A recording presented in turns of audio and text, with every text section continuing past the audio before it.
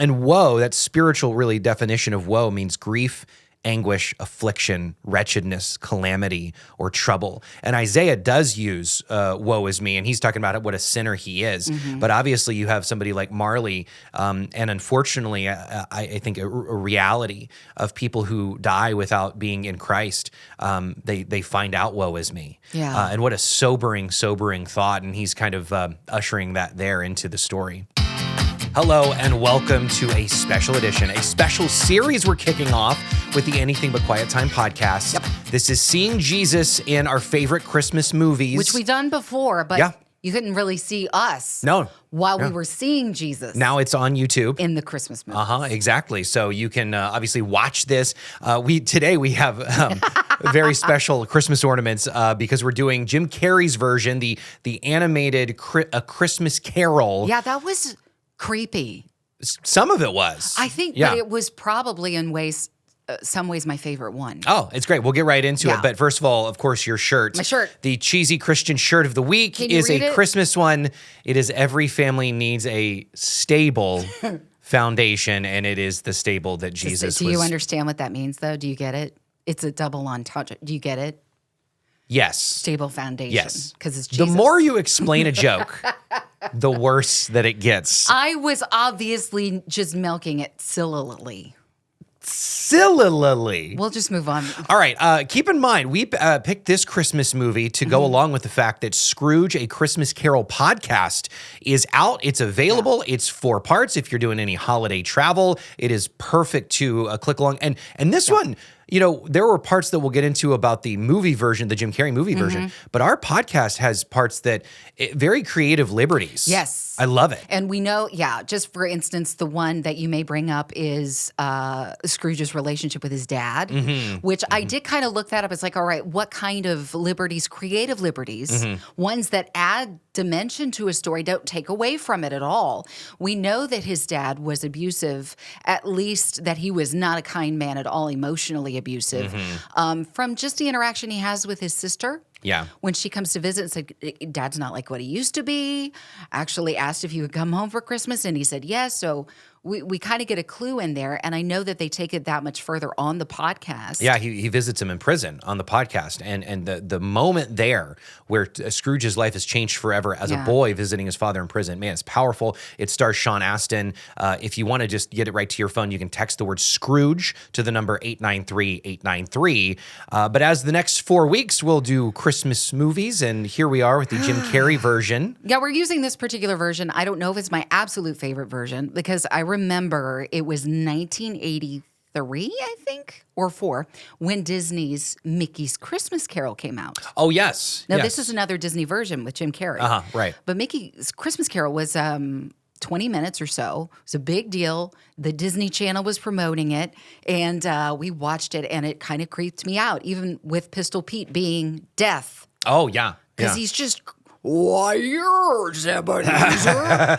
Anyway, so as a child watching the movie, I loved it, but it also kind of was creepy. And then I'd watch, brilliant portrayals of Ebenezer Scrooge. It's been portrayed over the years by so many different actors.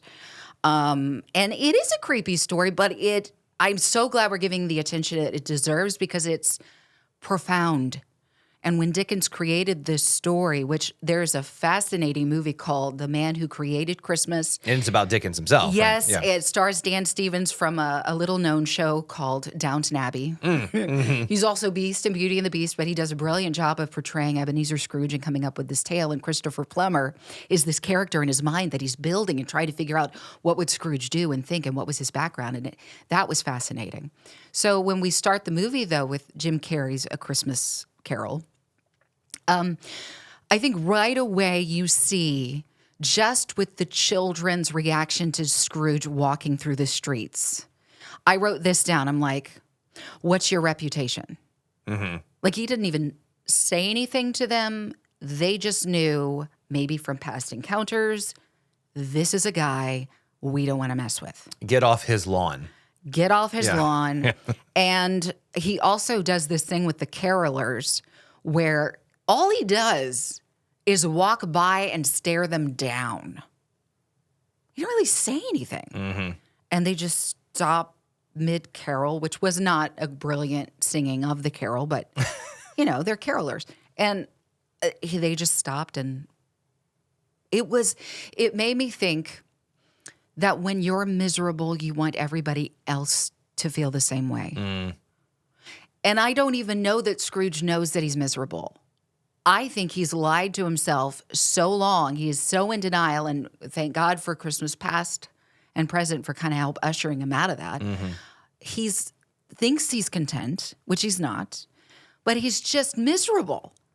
And he doesn't want anybody else feeling joy because they're stupid that they think Christmas is a thing anyway. Yeah. And Christmas broken down, Christ, Mass, the celebration of Jesus, that's where all of this comes from. And with the stinginess part of him, when he has to pay. It's the beginning with Marley's death. Yes, and he has to pay the 2 coins, and he just can't let them go.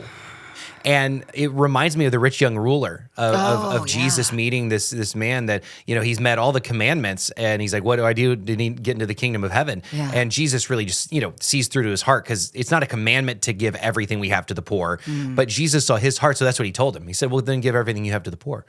And the guy couldn't do it. Yeah. He couldn't separate from it. And that's instantly what Scrooge reminds me of. Yeah. And then he ends up, the coins that are covering Marley's eyes, a dead body's eyes, and he takes them right off to make sure that he balances it out. Takes them right off of Marley himself. Also, I will say that before we get into like the Christmas, you know, the progression of all the spirits visiting him, there are glimmers of hope, though. Yeah. And I love that there's a little bit of that. And you know, it's kind of almost like the juxtaposition of what you said with, if you're miserable, you want everybody else to be miserable. Well, Bob Cratchit's the opposite. Yeah. And he just wants everybody, and he wants that hope for Scrooge. So even though Scrooge is Scrooge, and it seems like there's no changing him, here's the part where he goes, well, I guess you'll need all of tomorrow off. You'll want all day tomorrow, I suppose. Well, quite convenient, sir. Yeah. And it's like, he's still letting Bob Cratchit have Christmas off. Yeah. Like, there's still something there. That is a glimmer of hope. Like, well, maybe. It is almost surprising after he just took the 2 coins in such a disrespectful manner. Right, yeah. For the guy who he, quote, later says is, you were always so kind to me, Jacob. Yes. You were a good friend. You know, and then he denies the charity. The people yes. come to ask for charity, and he just, absolutely like wipes the floor with them and kicks them out. And then yet he still lets Bob Cratchit off for Christmas. So I don't know, it kind of reminds me of sometimes we think, you know, you're around that grumpy person, but maybe around Christmas they give you just a little bit of a smirk, and it just kind of felt like that there with Scrooge at the beginning. And Bob Cratchit, clearly he was celebrating as soon as he knew Scrooge was far enough away. He plays with the kids. Before that even happens, though, Fred, his nephew, isn't given any glimmer of hope. It looks like. Did he ever know his uncle where he wasn't? Right. And I'm not entirely certain. I would have to probably go back and think. In the spur of the moment, I'm thinking, how did little sister die? Was it during labor? I'm wondering, because some of the wording is so Old English, it makes me think that perhaps that's true. Yeah. But anyway, Frederick is the result of this beautiful sister that we find out later with Christmas Past that he just loved her. Yeah. He loved her heart. And so now this child may be part of the reasoning why he's become even crustier, because perhaps his birth, he connects that to, now I don't have my sister anymore. It's the reminder, right? But this faithful nephew, who honestly, you see it later in the party that he's celebrating with his family, he still loves his uncle. It would be ungrateful not to drink to his health. He wouldn't take it from me, but he may have it nevertheless. A Merry Christmas to the old man, whatever he is. Uncle Scrooge. Yeah, I have a note about that. It's a great lesson for us in one aspect of life. Well, I don't want to get ahead of it, but I do see him as the faithful relative. We even share this on our radio show. If you've been that person who has been praying for that family member, that friend to come to Jesus, and I see that you're in the character Fred to me. Yeah. Because he hasn't given up on his uncle. Yeah, it's a good lesson. It's a good reminder for us. So we get to Jacob Marley, if you're ready to go there. Wait, can we just, I have to do this before you get to Jacob Marley. Yeah. First of all, it's an insane cast. Insane. So my son is a giant fan of the Polar Express. This is done by Zemeckis, who did the Polar Express. You see similarities with the way they crafted and created it. But Jim Carrey plays the role of Ebenezer Scrooge as an old miser, as a man, as a teenager, and as a child. He also does the voices of ghosts past, present, future. Wow. And then you have Gary Oldman, who I know you love the Batman series from Christopher Nolan. You know, Gary Oldman, this incredible actor. Not only is he Bob Cratchit, he is also Marley. Wow. Okay. All Which right. I find the speaking of, I like the word juxtaposition. That's interesting, isn't it? Yeah. The person who once was there is played by the person who is there still, Cratchit. And then Robert Wright Penn plays the love interest. Carrie Elwes, here's a little Princess Bride trivia. It's fun. Carrie Elwes was the guy, As You Wish guy. And Robin Wright Penn was in this as the princess in The Princess Bride. And they're both in this. Carrie Elwes is one of the charity guys. And then Bob Hoskins is Fezziwig. And Colin Firth, and this will wrap up I was like starry-eyed. Sure. Colin Firth, the King's Speech, famous British actor, is his nephew. Yeah. I'm done. Yeah. Amazing. There we go. So Jacob Marley, first of all, let's just say it freaked me out when the jaw snapped. Maybe you're watching this and you haven't seen the movie and this make you want to watch it. But this part, his jaw just like snaps. It's honestly, I think I've seen movies where it has a very strong rating because of stuff like that. Yeah. And this one, I guess, flew by because it's Disney and it's a Christmas Carol. Right. No, this was That creeped me out. That really creeped me Yeah. out. But it reminds me because I think this is just, we don't want to take literal biblical truth from an allegory like this. Okay. Even if maybe it's not even meant to be an allegory, but I think we're seeing obviously a lot of biblical principles in it. Yeah. And so we don't know exactly we don't get the impression in real life that there are actual people's spirits roaming around. Right. Or that based on your lot in life that you have a certain amount of chains. This is just all part of the story. But man, what a tie-in to let's strip off every weight that slows us down when it comes to sin. Because that's a Bible verse. Yeah. And here comes Marley with his weights and his chains. Yes.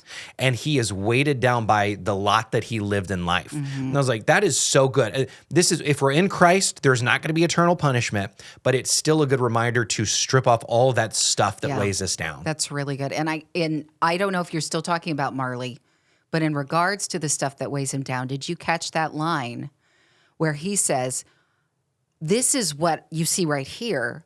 This is the equivalent of what you already had. Yeah. And then there's 7 years. 7 years before. Right. So what is it like 7 years later? Yeah. And I thought, well, why would that change? Well, because I think the company that he kept, he put Marley on a bit of a pedestal. And so and then he just went further and further. And that's the nature of sin anyway, isn't it? You just go further and further into darkness until you're, quote, past the point of no return, reprobate. Yeah.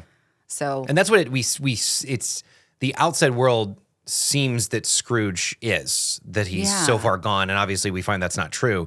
But he literally says, woe is me. This is Marley. Yeah. Woe is me. And it's like the parable of the sinner who won't even look to heaven. Luke 18:13. It doesn't actually use the word woe there in scripture, but it does say, have pity on me. And we can choose to see that before, like in this life, or we could choose to see that after this life.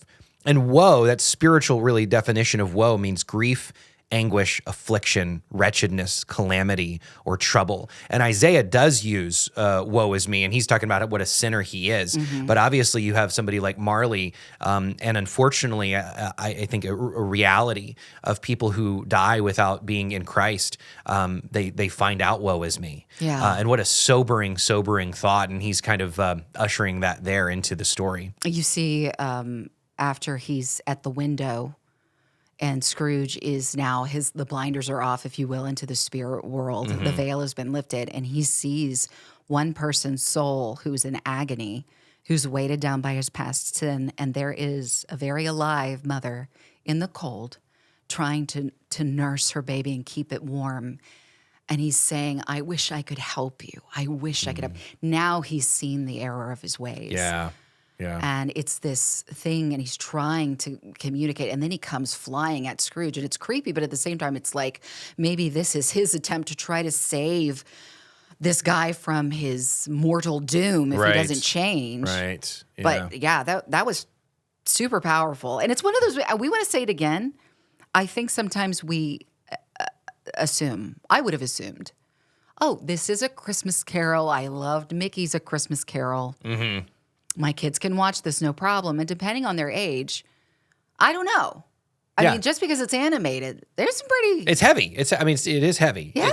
And obviously a little freakiness on some of that. Freakiness in there. So my next notes are actually the Ghost of Christmas Present. So if you have any thoughts on Ghost of Christmas Past. I do have some thoughts on the Ghost of Christmas Past. So I think it's interesting at one point, and it's at the very beginning when he meets this... I think I read it described as an androgynous spirit because you're like, what is this thing? It looks like a candle. Yeah, a little freaky. And Jim Carrey plays it, but it's just like kind of just flickering. And he's like waving about like a flame. But it's troubling to Scrooge, and the brightness of it is troubling. And it does make you think of that. It made me think of the passage in Scripture talking about Jesus being the light of the world, or even that the darkness does not like the light. Is it possible that you might put your cap on? Would you so soon put out with your worldly hands the light?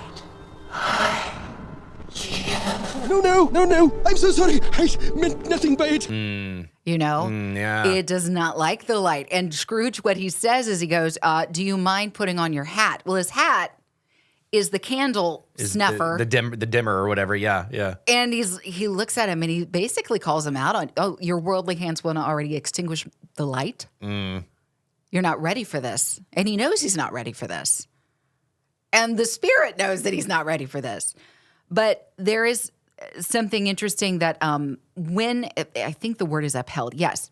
He, with the spirit, and this is the exact word that this spirit of Christmas Past says, because he's worried about falling because he's taking him through the air and everything. He said, as long as you are basically tethered to me, you will be upheld. And I thought, wow. So already we have symbolism about the light, which darkness does not like, and the invitation to hold on to me, and you will be upheld. And I really appreciated that. And of course, the past does give us a window into his neglect. His dad was not a good dad. The boys that he recognizes in the carriage, I know every one of them. But he's not with them in the memory. He's alone in the schoolhouse by himself. And then years later, we see him once again alone. I don't know if it's if it's a college moment or if he's the teacher in that moment. I'm not sure what the movie was suggesting, but he's now an adult and he's walking through the classroom. And that's when he's seen by his beautiful sister, and he remarks on her huge heart and her love of him. And Christmas Past looks at him and it's like, and doesn't that woman of your, doesn't she have children? Knowing that he has, just the one nephew, but he's bringing all of this up. And he's calling him out when he does cry. What is that on your cheek? Nobody wants to be, I don't know if you're like this, but my kids, if it's church that I'm in the middle of, or if I'm watching a movie and it just grabs me, they are fascinated when they see their parents cry. Yeah. And they just look. And it was last Sunday after church, my son goes, "Did you really cry?" Yes. Yeah. All right. But when you get called out on being vulnerable, sometimes that's uncomfortable. And that's kind of what was happening with Christmas Past. But it was setting the tone because in order to change, you have to visit all of these stages, not so as that you feel guilty or burdened with that guilt, but that you can grow from it. Yeah. Do you see where you screwed up? Yeah. Well, that's kind of, if you really take a step back, like the 50,000 foot view, when it comes to the gospel, it's not that we need to go into our past. Like if we're coming to Christ for the first time, like what it means to be a Christian, be saved. Yeah. We don't have to go into our past and identify every single thing that we've done wrong and write it down and make sure that I have the list prop. I just have to recognize that I'm a sinner. Yeah. And I just have to recognize that my past means that I'm in need of a savior. Yeah. And so I just, with your words on that, I mean, that's so true that it's getting him to recognize things that are in the past. And then he's going to obviously see his life now and how it doesn't Yeah. hold up. And before he gets to the now, there's something that we don't see. And I would be fascinated. What happened between Fezziwig and Marley? You know, because Fezziwig is this incredible boss filled with joy. Everybody wants to be with Fezziwig. And he meets the girl of his dreams at this dance. And they're both poor, you know, dirt poor. Is it at some point when he realizes she has no dowry, which, by the way, let me make a connection with St. Nicholas, because St. Nicholas is so closely affiliated with Christmas time. But it wasn't that he was just always giving gifts at Christmas time. He helped young women who had no dowry. And that's money that you got from your family that would go straight to your future husband. And so here's this young woman. Her parents have both died. She has no dowry. Could it have been an authentic pursuit of trying to help us find some semblance of future? Could have Ebenezer, he fell in love with her. I want to get married. Somewhere along the way, he's like, but we won't survive. So what can I do? And then somewhere along the way, what took place from his dad, and in our podcast, the new one with Sean Astin, it kind of explores that with his dad was crusty about Christmas. And then he kind of carried that over with him. Right. Maybe he started getting crusty about that kind of stuff because of things his dad had said along the way or other people. Yeah, true. But there was a change between Fezziwig, and then he goes to work with Marley. Yeah. And obviously we know with the history of, Marley's even spirit, we know what kind of person that he was. Right. So we get to the Ghost of Christmas Present. And first of all, in this rendition, the Jim Carrey rendition, he's basically the Burger King mascot. An old English Burger King mascot is what he looks like. And he's got the most, in all the other representations, I've always really appreciated his joyful, he almost looks like Santa Claus. Yeah, like a younger version of Santa Claus. He's got the creepiest, like, with his psycho eyes. Maniacal laugh. Yeah. Oh my word. So there's a part in it that caught, I think it caught both our ears. He basically, Scrooge it's almost like deflecting. It seemed like there's a part where it's like, well, why are you allowing this to happen with the poor? Like, why you let people do that? And he says something to the effect of about the men of the cloth that they don't truly know me or my brothers, because he claimed, the spirit claims to have 1,842 brothers. Right. Hear me, Scrooge. There are some upon this earth of yours who claim to know me and my brothers, and do their deeds of ill will and selfishness in our name. These so-called men of the cloth are as strange to me and my kin as if they never lived. Charge their doings to them, not us.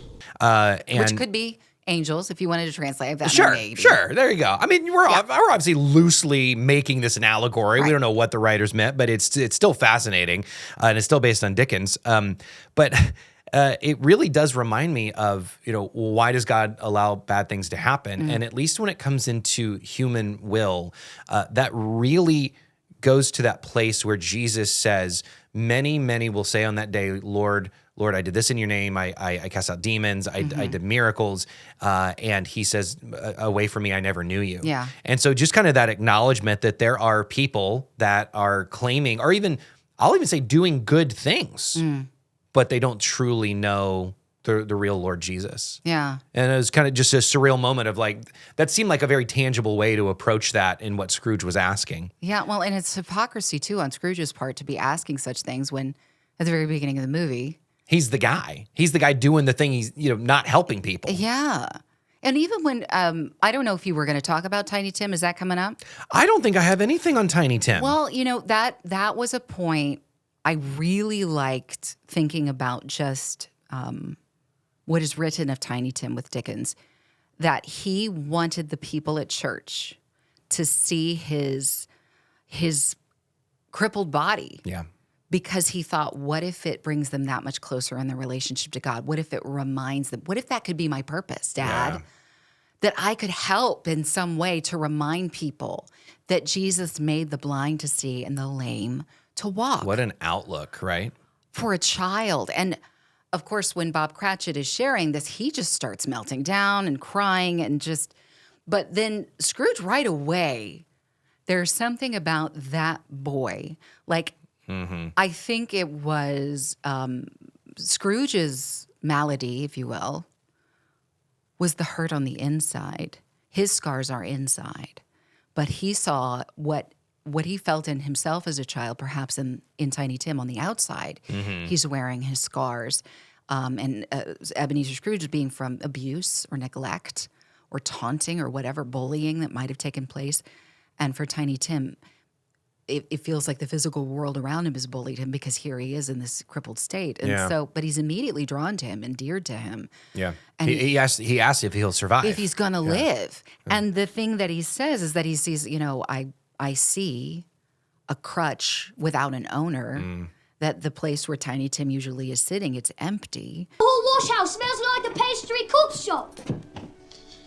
Spirit, tell me.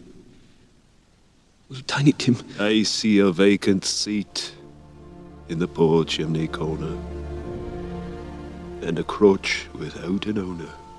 And he's like, but is this something that's actually going to happen? Are these shadows? What is it? What's going to happen? And the Christmas present tells him, well, the child will die. That's what's going to happen, unless, of course, the shadows are altered. Yeah. So I think it's also fascinating here. I think it's around this time where Christmas present calls him out on his own words when he says something like, but why does he have to die? And he said, well, he had better do it and do it quickly. Oh, right. Do you remember that? Yeah, because Scrooge said that earlier in the... He better die quickly, because he was talking about the people who were refusing work in workhouses, because I don't know if anybody knows about workhouses, but boy, they were horrible places where people were thrown to just try to make a little bit of ends meet, and then the jail. And it's funny because Scrooge says, well, I support both of the prison and the workhouses. But some people would rather die than go work in a workhouse. Well, then they'd better do it. Right. Do it quickly. Diminish the overpopulace is what he said. The child will die. Die! No, Spirit. No. What then? If he is to die, he had better do it. And decrease the surplus population. The Christmas present kind of throws that back in his face. Well, Tiny Tim better do it too, huh? Right. And the shame that he, at one point, like you see him when he's being brought up even at Fred's party. He wants to walk away, and you see goes to Christmas present, pick him up and put him right back. Yeah. Like he's a little doll. Well, speaking of Fred's party, I love the toast. The toast to Scrooge is the biblical principle of living forgiveness, because there's not a bad word spoken by Bob. Now, obviously, other parties there, Bob is, Fred. Fred is kind of protecting his uncle in that, and he makes this toast that is, he's been basically spat in the face many a times by the negative attitude of Scrooge, and yet here he is on a day where he was hoping that his uncle would come, and he's making this toast of just incredible nice words, and he doesn't say any ill will, anything to the part. Because, when you're in mixed company, you might say, well, let's give a toast to Scrooge, even though, and he didn't go there. Kissing up to the boss or something like that. Everybody. And then behind the boss's back, everybody's saying what they say. Yeah, exactly. And he didn't go there at all. So I love that. So I really, the next note I have is the funeral carriage, actually. So this is a little bit later. So we got to keep with the Christmas. Yeah, you have the Christmas present there. I think she's way prettier than the candle. The candle was creepy. That's she was supposed to be Ghost By the way, of if you're Christmas. listening to this and not watching, we have Christmas ornaments, little dolls. This one, I mean, that one's a lot like the movie. I think he looks a little bit like him. But he's smiling, and I don't know that President ever smiled. He just laughed with his face like that. It was just like that. But there are the children that reside underneath his coat. Oh yes, and. Oh, my word. I remember watching, it was an old Christmas Carol, black and white. And when they would use the best movie soundtracks back in those days, because the music was either all the way so sweet and perfect in Carrie, or is all the way super scary. And so I remember when he parted his robes in the old black and white, and it's like, dun-dun! And then there's these two kids under there, and do those children belong to you? And the Ghost of Christmas Present, it's just this incredible symbolic moment. We have the metaphor of two children that we potentially could be raising in our own lives. These are the children of man. Be careful that you do not nurture them. One is ignorance, and the other is want. And I think Scrooge has nurtured both of them. And then you see this moment where these children are growing in front of Scrooge and are both like, it's like a tango, this weird dance with Scrooge, because he has grown them in his life. He took the coins off Marley's eyes, for crying out loud. Right. There is want. Yeah. He's decided to forget that he has left behind the woman of his dreams and literally put to death a love that could have been. That's ignorance. You know, it's sad, but it's also, I mean, I think all throughout this, I hope that God will continue to be able to use the story of A Christmas Carol to remind each of us, no matter what stage of life, you always think of Scrooge as this old miser. We all have this inside of us. Yeah. But we need to take account of our past. Where are we presently? Because we want our future to be a place that's bright and filled with life and that will continue, hopefully, to draw people to the Lord, you know? Yeah. So you get to this guy here. This is the Ghost of Christmas Future. Poofier. He's death. He's plump here. Yeah. Look at that. A lot of cornbread dressing here. Oh my goodness. And so, but this is death, right? And he does have two arms. Just one of them's behind his back. He's a very polite manner. He's like he's going to bow.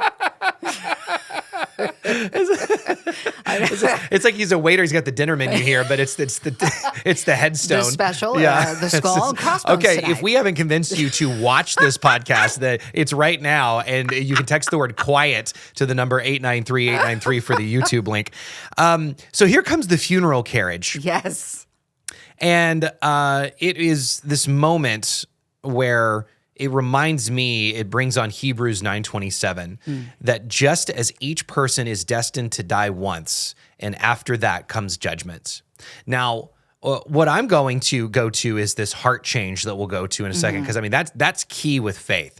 That just because Scrooge wakes up and does nice things doesn't mean that his heart has changed. His heart changed caused all that. And so we're reminded in all that he's done, he has this one life to live, and then comes judgment. And clearly Marley has made it very clear that judgment is not going to be kind to somebody like him. And so we don't, as Christians, we don't try to do more just to be good enough, because we can never make up for all of the things that we've done as we assess our past and even our present. And so it's clear that as we move forward, Scrooge is a completely different person. He has a completely changed heart. And that, to me, is the symbolism that he has been changed by something bigger than him. Yeah, and something he says at the beginning, and I think most of us, when I think about things presently, I'm pretty aware of things that are happening presently. Clearly, we're aware of what things have happened in our past. So we have some semblance of control on how we choose to navigate those waters in terms of remembering things, what we choose to fondly remember, what we choose to put away in a box and maybe be in denial about, whatever it is. Presently, having our priorities, being able to, all right, we know we're going to do this today. I'm pretty healthy right now. But the future is the thing that clearly you have no control over what's going to happen tomorrow. Yeah. You have no control over what's going to happen in the next couple of minutes. And that's why he's so freaked out about it. And I don't think he's thought about it. Yeah. I think this whole night he's thinking about it. Now he's like, oh my gosh. He's felt in control until this moment. Yes. I felt in control in his life. I mean, for years. And he's got this sinking feeling. He already knows, all throughout. It's like, well, who was the person lying there on the bed with the bed sheet over it? Well, of course you know it's him. Yeah, but Come on. His own maid has stolen his curtains, Right. his bedroom blankets, and he's seeing there in the movie, he's shrunken and he's like, you're fired, you're fired. Like, okay, so his own maid has admitted to stealing all this stuff and he's still like in denial about dying. Spirit, who was it? Yeah. And then, of course, Tiny Tim's death is another one of those things. I think we can't ignore that it's not just a selfish, what about me dying? He's still feeling the concern and the weight of what about this precious child? Yeah.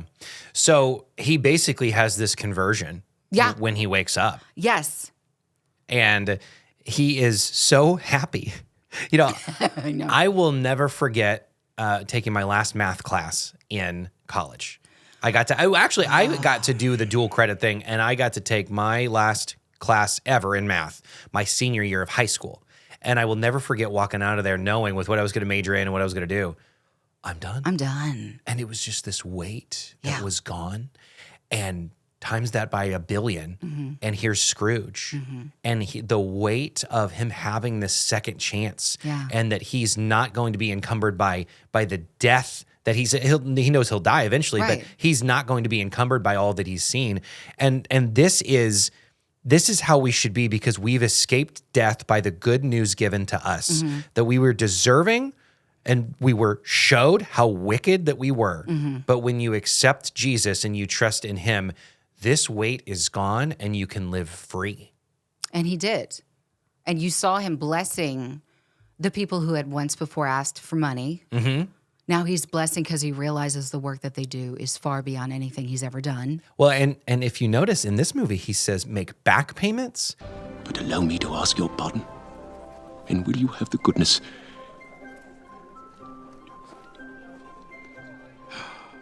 Lord bless me. My dear Mr. Scrooge, are you serious? And not a farthing less.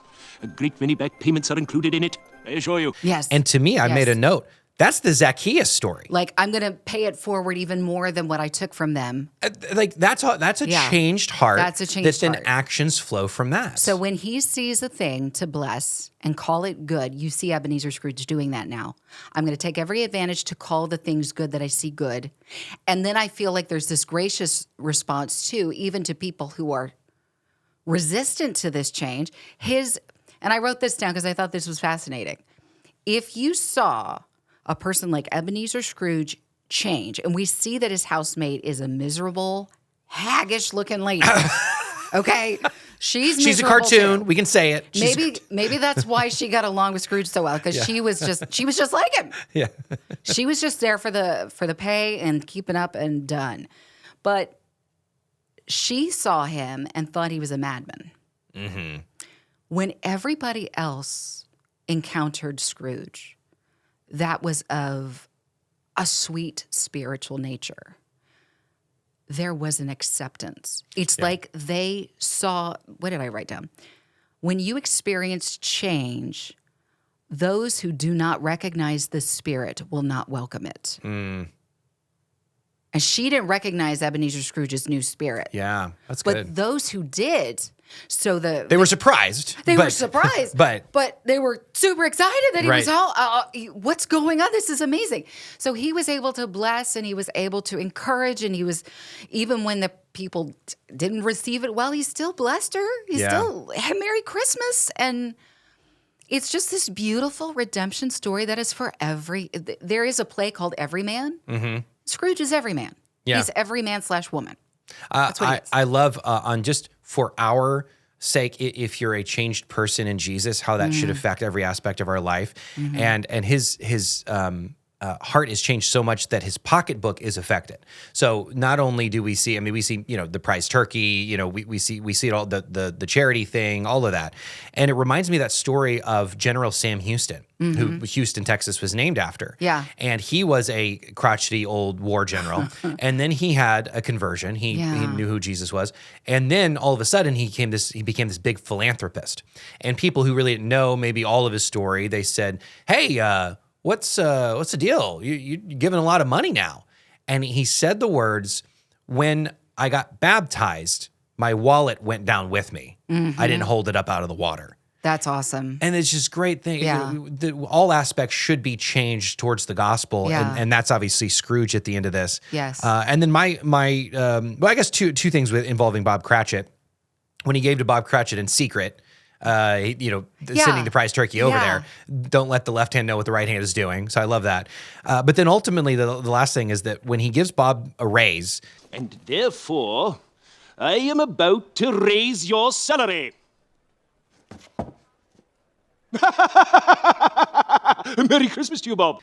It's a good reminder to never stop praying for that bitter, harsh person that you're hoping will come around. Yes. And there was one other takeaway, I think, from the meal that he has with his nephew. Mm-hmm. He makes future commitments. So that today's a good day, but what's going to happen tomorrow? No, he promised at that meal, next year, we're going to have Christmas at my house. And again, with the wallet, I will spare no expense. Yeah. Yeah. Well, and then you see, just as the credits start to roll, that he has Tiny Tim on his shoulder, and it's Bob, I think, that's wrapping up kind of the story, and his reputation changes because then he talks about for years to come he was known as the kindest, or whatever the words are, and it's like if sometimes you meet somebody that's so changed and it's been decades and you would have never even known who is that they were like that in the past. They almost physically look like they've changed. Yeah.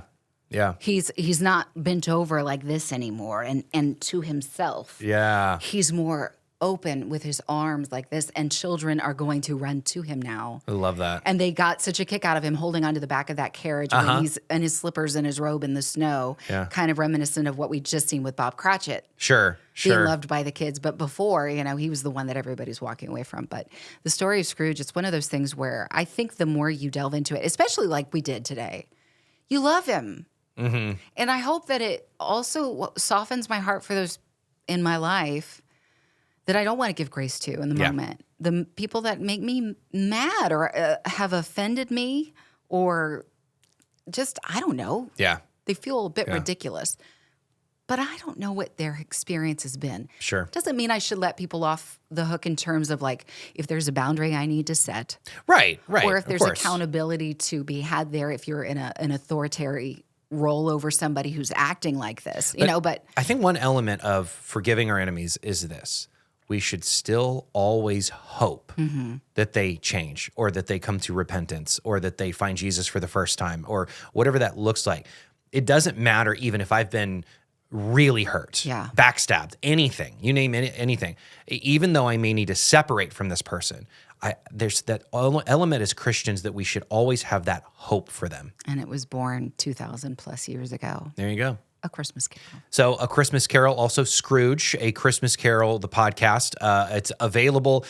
Maybe you're interested in watching this movie now. We're going to do 3 or 4 more movies, I guess 3 more movies over the next 3 weeks of breaking down, finding Jesus and biblical principles in these Christmas movies.